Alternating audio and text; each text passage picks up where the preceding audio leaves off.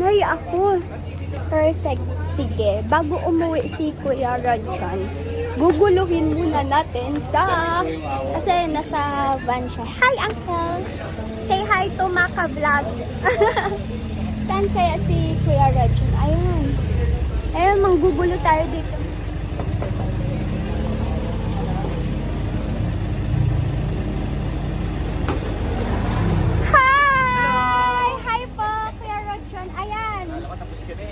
It's Maka Taping Day and meron po kaming guest dito. Ayan po si Kuya Rodjon, kapatid po ni Kuya Raver. Kaya nga po kanina, mga kapuso, iniisip ko parang may kamukha to si Kuya. Iniisip, sino kaya?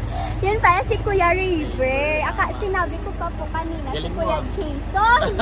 Parang kamukha ni Kuya Jason Abalos. So, ayun po ang pogi ni Kuya Rodjon, guys. I-follow nyo na. And Galing niya. wow, Abangan galing. yung episode na to, guys. Kaya nyo kung mabait ako dito or masama. Abangan nyo, guys. Hello, Kuya. Ayun, anong masasabi mo, Kuya, na nakasama ka po sa Maka? Kasi, di ba yung Maka is for mga bagets-bagets. Ano naman masasabi mo sa mga bagets-bagets? Ayun, happy ako. Feeling bagets din ako dahil kayo yung kasama ko. Di ba, guys? Maingay lang talaga kami, pero masaya kami kasama, Kuya. Tama. So, ayun lang. Sorry po sa istorbo. Thank you, Kuya. Thank you. God bless. Welcome po sa Maka. Yes. Thank you. Bye. Salamat. So, ayun guys. Kasi nagpapahinga na si Kuya. Ginulo lang natin.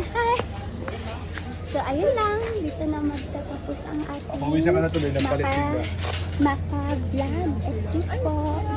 Maka Vlog kasi magti-take na po sila. Bawal yung maingay. Pagalitan tayo ni Direct. Diba? Oo. Okay. Saan ba yan? Hindi po, Uncle. So, ayun lang.